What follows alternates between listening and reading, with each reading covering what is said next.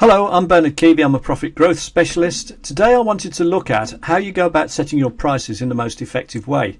Now this is a very vexed question for many business owners. So let's look at some of the options. You could work out your costs and then add a bit on. That's called cost plus markup. So for example, if it costs you £1 to produce whatever it is you sell and you add on 50%, you'd add on 50p and that would be £1.50 and you'd have a 50% markup. You could just copy your competitors, but we'll see later that that is not a very good idea in most cases. You could just decide that you're going to earn an hourly rate and then just charge enough to cover the hourly rate involved in producing and selling whatever it is you sell. But again, you find then that you can't get anywhere, because even if you work out 40, 50 hours a week and do that times your hourly rate, that puts a limit on the maximum you can earn. You could work on how much is what you produce actually worth to your ideal customer. So you'd work out the perceived value to your customer and then charge that, irrespective of how many hours it's taken or what it's cost to produce. You could, in an ideal world, charge different prices to different categories of customers. And if you can do this, then you can really go about maximising your profits. So to the people who perceive your product as having high value and who can afford to pay a high price, you charge a higher price than to those who can't afford such a high price or don't perceive it to have such a high value. You could have different product offerings. So you could have a platinum package, a gold package, a silver package. And often when you find that you do this, you'll find that 80 something % of people go for the middle one. So if the middle one is higher than you currently charge, that's immediately a way of raising your prices to 84% of prospects. And you could also bundle together several different things that you do and then charge an overall package price for the whole lot, which means that you'll generally increase the value of all your transactions, and it becomes more difficult to price each item separately. So again, it's a good way of actually being able to raise the average value of your transaction, the average price of your transaction. So let's look at some basics. Anyone who's studied any economics will know that there's something called the demand curve for most products and services. Generally, if you charge more, you find it more difficult to sell as higher volume as if you charge less. This isn't always the case. It depends. Some luxury goods and quality goods, you can actually end up doing better by raising your prices. But in general, this relationship holds true. So what this means is if you put your prices up, there's a danger you could lose sales volume. Now that then depends on what does your demand curve look like. Now the trouble is no one knows until you've actually tried all the different prices. You won't know how much you can sell at each different price, and even then you won't know, because you'll be charging these different prices probably to different people and probably to on different days. So there's no real way of knowing. Even market research doesn't tell you the answer, because people might say that if you put your prices up 20%, they won't buy what you're selling. But that doesn't necessarily mean that if you do put your prices up 20%, they won't buy it. What they say isn't necessarily what they will end up doing. So it's difficult to know what it looks like. However, if you did know, then this is what it would tend to look like if you compete only on price. And this is where we have a dilemma, because what this is showing is that for any given price, if we were to raise our prices even slightly, we will lose a large volume of sales. This is called elastic demand. And this is what tends to happen if you're competing with other people mainly on price. Now you might say, well, that's all very well then, so therefore if I reduce my prices slightly, I'll gain a lot of volume, which is true potentially. There's two arguments against that though. First of all, if you're competing on price with other people and you lower your price, then the odds are they'll just lower their prices as well, so that no one's any better off and everyone's worse off. And the other problem you've got is that if you're in a market where everyone's competing mainly on price, then what happens is, because of what I've just said, your competitors and yourselves, you've driven the price down already, so that no one is actually making very big profits to start with. You're all on low margins. And because you're all on low margins, if you reduce your price, you might capture market share and volume, but you'll be doing so at a loss because you're already in a very low profit position to start with. So that's not really the answer. So what you really need to do is this. You need to make it that your demand for your product becomes the more vertical one on the right, and that's called inelastic demand. And what that means is that you can now raise your prices and still sell as much as you did previously, and you can raise them even further. And what you'll find is that if you raise your prices, you won't actually suffer a significant downturn in volume, so that although you'll sell less, you'll end up making more profit. It's called inelastic demand. Now you can only do this if there is something about what you produce and sell that is perceived by your ideal customers to be better than your competitors. And that basically means three things. It means, one, you know who your ideal customers and prospects are, because you want to be seen as an expert in that field, or a specialist in their particular field. You need to understand what makes them buy, which is, we call that their hot button. And then the other thing you need to do is either have something about your product that is better, so better quality, better service, better ingredients, better finish, something of that nature, or you need to market it in such a way that you explain better than your competitors what's really good about what you do, because it's assumed by your customers that if you say more about how good you are than your competitors say, then it's assumed you're only doing so because you are actually better. I'm turning that around. If your competitors are explaining in more detail why they're good than you are, then again you're losing out, because it's assumed that if they're taking more effort to actually to explain things in more detail and market it more, I suppose, better, then that means the assumption will be that they have a better story to tell, and that's why they're making more effort to put more effort into their marketing. So hopefully that makes sense. So you need to either have something better about your product or service, or you need to just get your message over better to the right people in a better manner than your competitors do. Now let's look at another important one. This is called break-even point, and again this is really useful for virtually any business owner, because this tells you that whatever your price is, how much you would need to sell in order to stop making a loss and start to make a profit. And there's three important figures that you need to know.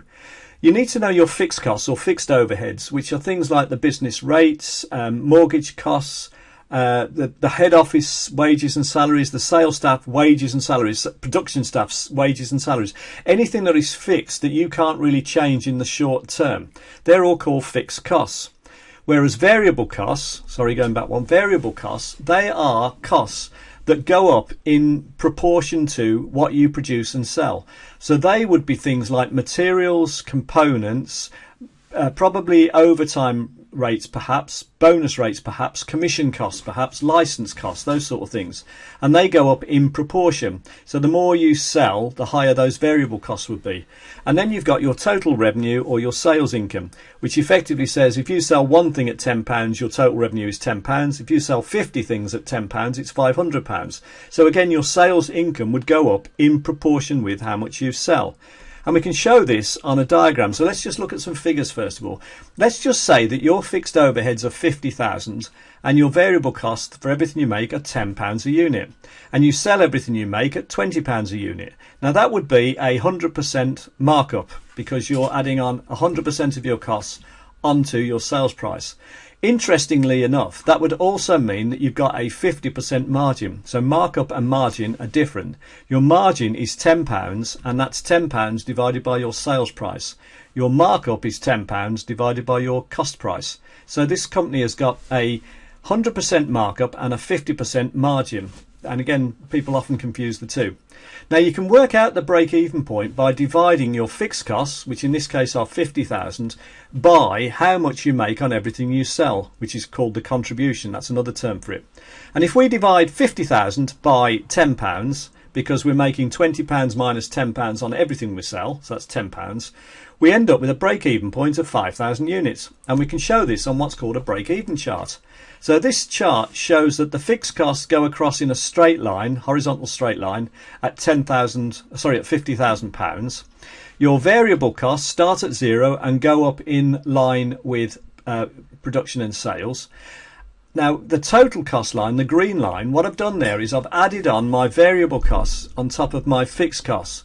And because I've done that, I've now got something called total costs, which is here. So fixed costs plus variable costs gives you total costs. Now the total sales revenue starts at zero again and goes up in proportion as you sell more. Eventually what happens is your total revenue will cross your total cost curve. The triangle to the left of that crossing point, you're making a loss, and the triangle to the right here, that means you're making a profit. So your break-even point is where you just move from loss to profit. Now that becomes very interesting, because what we can now do is look at the effect of making small improvements in these three key variables. So let's say we were able to reduce our fixed overheads by 10% to bring them down from 50,000 to 45,000. And we were also able to reduce our variable costs by 10% to get them down from £10 to £9 a unit. And we were able to market ourselves better and improve our products in such a way that we can put our price up from £20 to £22 a unit, which again is 10%. If we now do our calculation, we'll find our break-even point is 45,000 divided by the difference between £22 and £9, which is £13, which means our break-even point is now 3,462 units instead of 5,000, which means we need to sell 31% less items in order to stop making a loss and start making a profit. And we can show this on the diagram. So there's our old break-even point. And what we've done is we've changed the three variables so that our new break-even point, the lines cross at a lower level of output.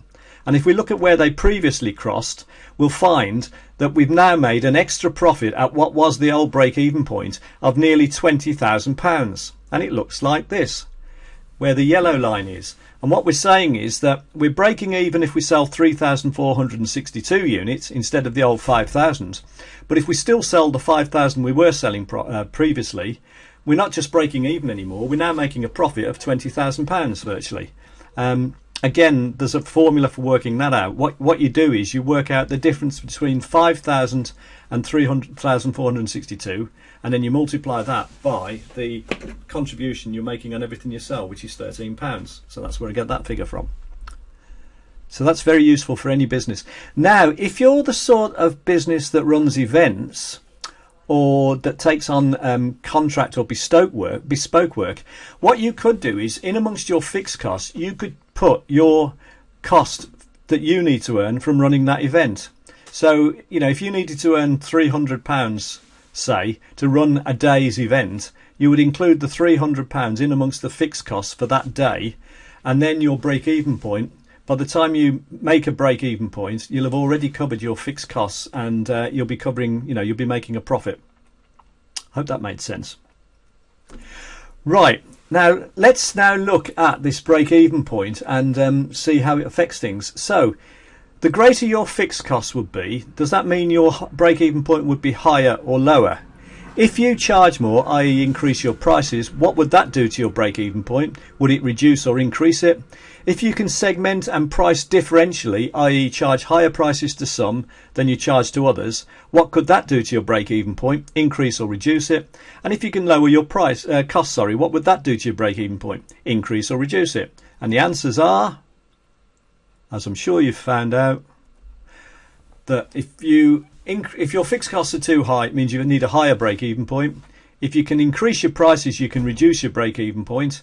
If you can price differentially and segment your price to, differently to different categories of the market, again, you can reduce your break-even point because you'll raise your average prices. And if you can reduce your costs, you'll reduce your break-even point. Very important concept and a very important idea to get your head around for any business owner. Now, let's also look at another very important area, which is the whole idea of you've set your prices and now you decide that you want a promotion of some sort, so you decide to discount.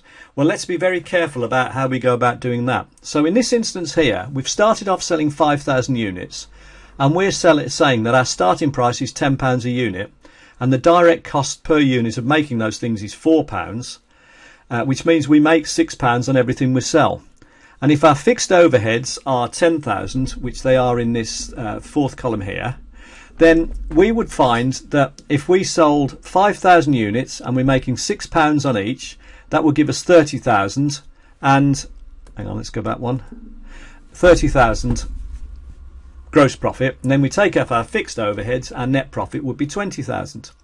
Now, if we exercise a 10% discount, what we'll now find is that we're now charging £9, but it still costs us £4 a unit to make these things. So now we're only making 5,000 units at £5 each, which means we're making a gross profit of £25,000.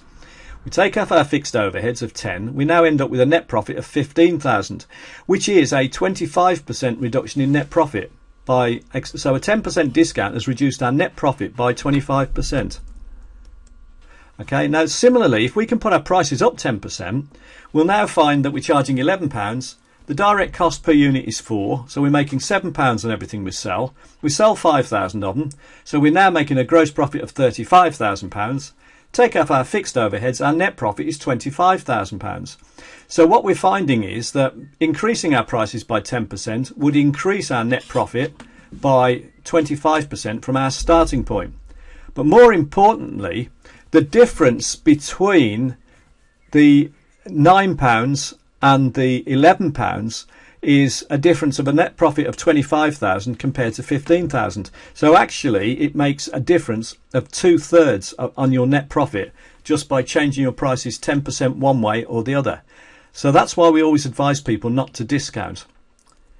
So if you're not going to discount, how can you go about increasing your profits? We need to follow what's called the 5-step profit formula, which is the 80-20 rule in action, because these are the 20% of things that generate 80% of your results. So if you know how many leads you generate and how many you convert as a proportion, that will tell you your number of customers. If you then know how often they buy and how much they spend each time, that will give you your turnover. And then if you know your gross margin, that will give you your gross profit. And what we can show is that you only need to make a 10% difference in each of those 5 key variables, and you can make a huge difference to the profitability. You can virtually double the profit of your business. And if you get towards more than 10%, up towards 50% on each of them, you'll completely transform your business. You'll increase your profits anything from the order of 700 to 1,000%. And how can we do that? Well, generally what we find is that there are 8 strategies that work in 95% of cases for most businesses. For 95% of businesses. So what you would do is you would actually find the time during your working week to set time aside to implement one of these strategies at a time over the course of 6 months to a year, and between them these will make the 10% plus differences to your 5-step profit formula that will result in you making much more profit. And all of these would enable you probably to charge more, apart from a downsell option, which will increase the number of transactions, because that will give you something to sell when people can't afford to pay you your full price. And bundling will mean you don't discount, so that will increase your prices. And then this last one here, where we looked at cutting costs and unnecessary expenses, that's the area where we can increase our profit margin because we've reduced the fixed and variable costs on our break-even chart. So in summary, the whole area of pricing is, a huge area of importance for most small business owners, and the ideal answer is to be able to price according to the value that you give to the marketplace, and you can increase that perceived value by 1, improving your product range, and 2, getting your marketing message across more effectively. And in terms of pricing, the most effective strategies, if you can do them, are to charge different prices for different categories of your ideal market.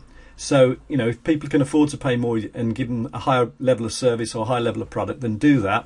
And that's where things like bundling are very important, and also things like having a diamond, gold, silver package will normally increase the average price and the revenue for any business. Now, that was just a short run through of a very important topic area. If you want more information on this, if you go to exponentialgrowthforyou.com, there's free reports there to download, including the 3 biggest lead generation mistakes that small business owners make. And you can always email me or phone me on those numbers. So thank you for watching this presentation. I hope you found it informative. This is Bernard Keavy, and thank you very much for your attention today.